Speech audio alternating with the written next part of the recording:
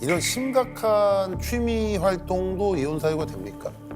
그렇죠. 이제 이혼이라는 것이 상대방한테 부당한 대우를 하는 것도 이혼 사유가 되고 또 그로 인해서 두 사람이 혼인 생활을 더 이상 유지할 수가 없다.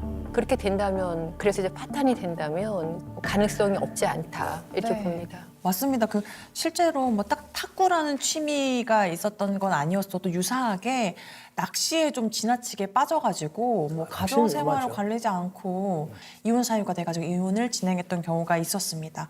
뭐 탁구라고 해서 예외가 아니겠죠. 만약에 너무 지나칠 정도로 빠져 있다면.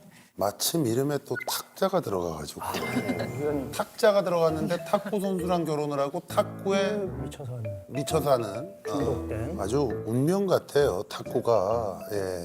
그래서 사실은 저희가 엄격하게 따지면 이런 부분들이 다 위자료 청구가 가능합니다. 그러면 위자료 청구하는 거는 뭐 제가 정말 캠프에서 만난 아내분들 중에 가장 유리한 아내 감격스럽습니다. 근데 그 말은 사실 제가 좀 약간 이렇게 좋아요라고 했지만 어떻게 보면 우리 아내분 입장에서는 제가 바보 같았던 거죠. 내가 너무 혼자 속상하게 다 참고 있는 거예요. 그러니까 제일 먼저 이제 위자료 청구에 관한 건데요. 네네. 아내분 우리 위자료 받을 수 있을 거라고 생각하시나요? 위자료는 전 받을 수 있다고 생각은 하긴 해요. 당연하죠. 네, 저도 아내분이 생각하는 남편의 가장 큰 유책은 어떤 게 있다고 생각하세요? 일을 안 하고 있는 거예요. 저는 제일 크다고 생각해요.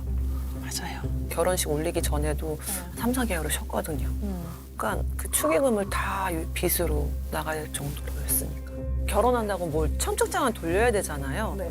그러니까 그런 돈으로 이제 다 빚을 그런 식으로 써버린 거죠. 축의금이나 뭐 그런 걸로 다.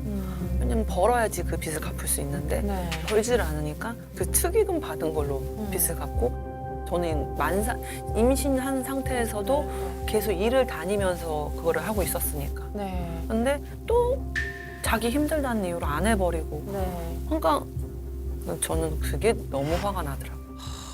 그 아내분 개인회생하게 된 것도 이제 남편분 네, 빚 때문에요. 왜냐하면 분명히 빌려줄 때 당시에는 자기가 다달이 준다고 했거든요.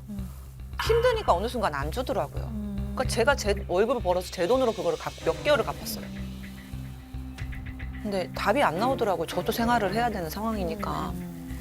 그래서 그러면은 남편분이 말씀하셨던 것처럼 경제 활동을 전혀 하지 않고 쇼핑은 또 많이 하시고 네. 자기도 스트레스 푼다고 탁구를 치러 가니까 취미생활을 해버리니까 네. 뭐 집안 자녀 살림도 안 양육도 하고. 안 도와주고 네, 지금 다 제로였어요, 그렇죠?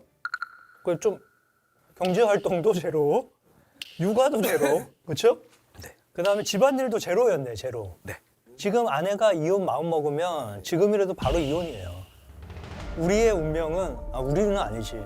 우리 남편분의 운명은 그게 이제 제가 도장을 안 찍어주면 안 되나요? 안 됩니다. 아, 그래요? 도장이 강제로 찍힙니다. 그렇죠? 소송을 하면 거의 남편분이 99.9% 져요. 99대 1. 유책 사유가 여러 가지가 다 있어서 우리가 뭐 위자료 청구하는 데에는 전혀 뭐 문제가 없다고 생각이 듭니다. 그런데 어찌되었든 우리가 별도로 위자료 청구를 하지 않는 대신에 이런 부분을 재산분할 청구에 조금 묶어서 한번 해보려고 합니다. 그래서 재산분할부터 한 번씩. 죄송합니다. 할 게 없는데. 지금 재산이 어느 정도 됩니까?